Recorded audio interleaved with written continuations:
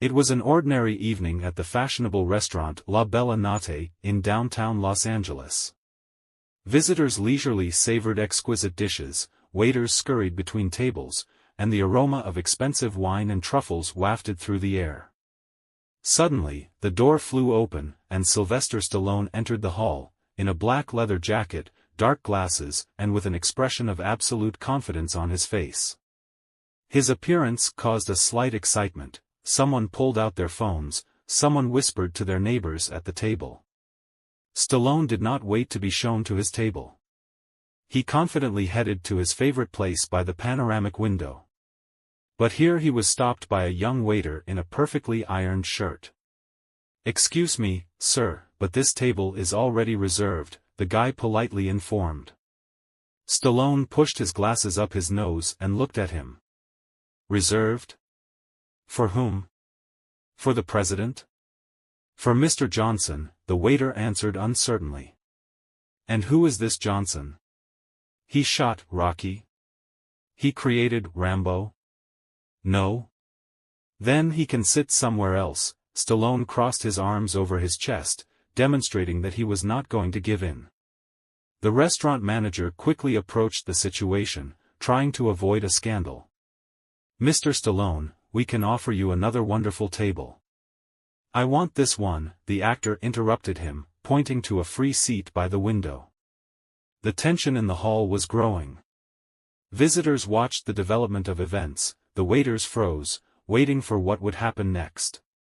The manager swallowed and tried again. "It really is a matter of respect for other guests." Stallone narrowed his eyes. "Respect?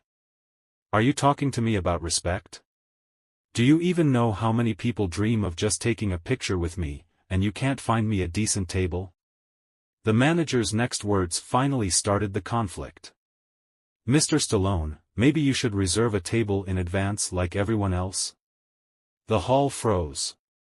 The actor slowly took off his glasses and put them on the table. "What did you just say?" The restaurant manager realized that he had just made a mistake. A dangerous gleam flashed in Stallone's eyes, like Rambo's before going on the attack. A tense silence reigned in the hall. Even the cooks in the open kitchen stopped frying steaks, listening to the conversation. "I said that our rules are the same for all guests," the manager repeated uncertainly, noticeably turning pale. Stallone slowly put his hands on the table and leaned forward, as if preparing for a knockout blow. "Listen, my friend," his voice became low and threatening. "I respect the rules, but when I come to a restaurant, I expect respect in return. And now all I see is you kicking me out." The waiter took a step back, and the manager tried to smooth over the situation. "No, no, what are you, Mr. Stallone, just what?" The actor interrupted him sharply. "Just am I not Johnson? So let's call this Johnson here and ask if he really does not mind giving way to a legend." And then the unexpected happened. From the depths of the restaurant rose a man in an expensive suit. He looked respectable, about 50, with a slight gray in his hair. "Mr. Stallone," he addressed in a calm tone. "I am the same Johnson. And if this place is so important to you, you can sit down." The hall gasped. Some were already filming videos on their phones. The manager sighed with relief, believing that the conflict was over. But he didn't know that the real explosion was yet to come. Stallone narrowed his eyes for a moment, assessing Johnson. There was surprise in his gaze, but also something akin to irritation. He clearly hadn't expected such a result. "Oh, you're really ready to give in," the actor finally said, folding his arms across his chest. Johnson nodded slightly and gestured for Stallone to take a seat. "Sure. I'm not going to fight for a table in a restaurant. This isn't a ring, and it's not the filming of Rocky." Several guests snorted softly with laughter. Stallone felt rage boiling inside him. He hated it when his career was used as a joke. "Look, buddy," he replied sharply, "you may not be fighting in the ring, but right now you've just taken your first verbal blow." Johnson raised his eyebrows, but remained calm. Are you always so heated about trifles? Stallone abruptly pushed back his chair, its wooden legs creaking shrilly on the floor. Trifles? You call these trifles? Dude, I've been in this town longer than you've been driving your expensive cars. And when I come to the restaurant, I want a normal attitude. The manager clutched his head, realizing that things could get out of hand now. Mr. Stallone, please, let's what? The actor snapped. I'm not going to tolerate disrespect here. And then the unexpected happened. Johnson, maintaining a calm appearance, took a glass of red wine from the table, raised it in front of him, and slowly spilled it on the floor. Well, he said in a cold tone. Since the party has started, let's play by your rules. The restaurant froze. Someone gasped in shock, someone almost choked on their steak. The waiters didn't know whether to run or call security. Stallone clenched his fists. What was going to happen next? A fight? A scandal? Or something worse? Stallone stood there like a storm cloud before an explosion.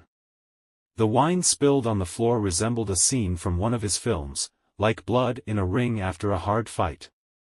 The atmosphere thickened. You just spilled the wine, for no reason? Stallone's voice was low and dangerous. Johnson smiled slightly and shrugged carelessly. And you just put on a show across the table. I think we're even. It was a fatal mistake. Stallone snapped instantly. He grabbed the empty glass from the table and, no, he didn't throw it. He clenched it in his fist and raised it to Johnson's eye level. You know what annoys me the most? He spoke slowly, each word hitting like a blow to the liver. People who think they're smarter than everyone else.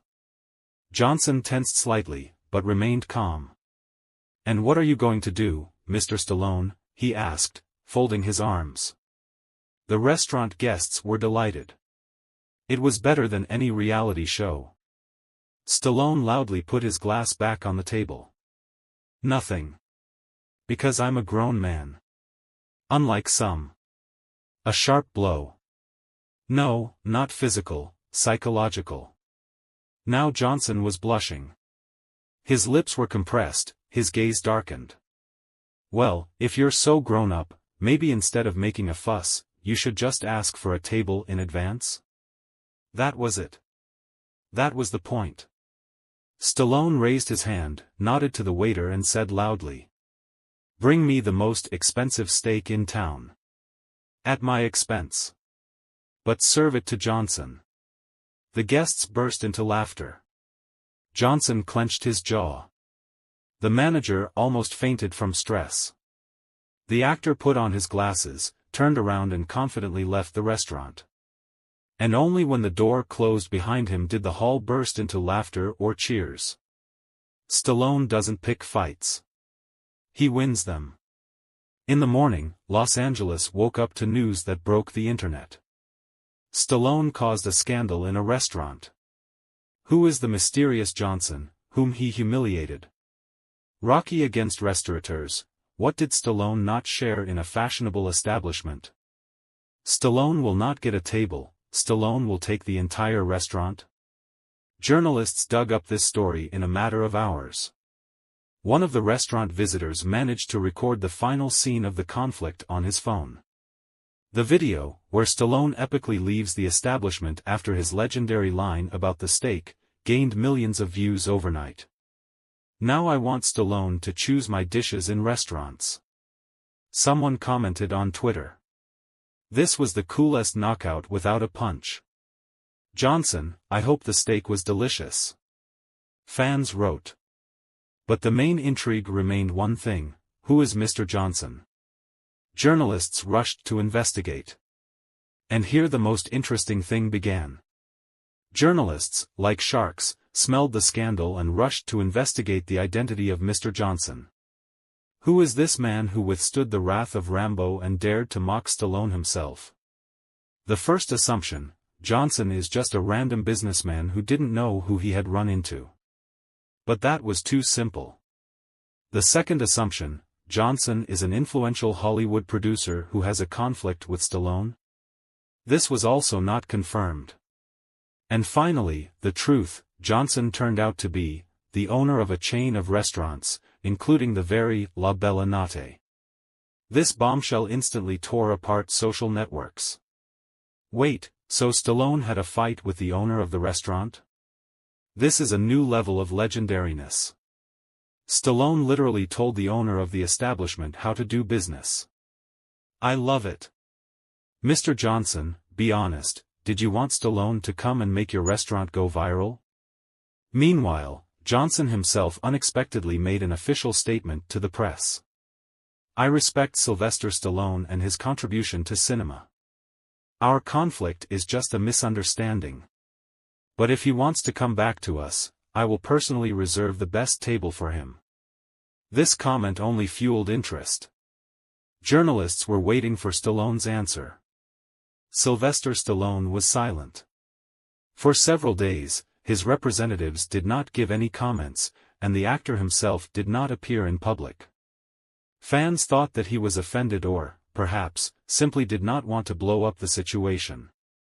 Then suddenly, a week later, a video appeared on his Instagram that blew up the internet.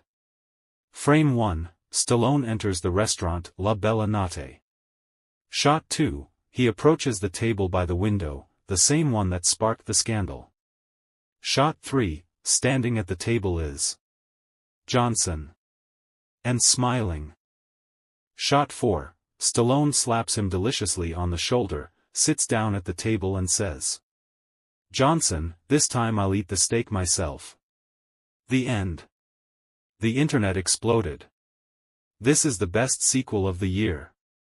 Stallone and Johnson are a new cult duo. From scandal to friendship, this is what it means to be a real man. And the restaurant itself? After that video, La Bella Notte became a place of pilgrimage for fans. People booked tables a month in advance, and Stallone steak appeared on the menu as a separate dish.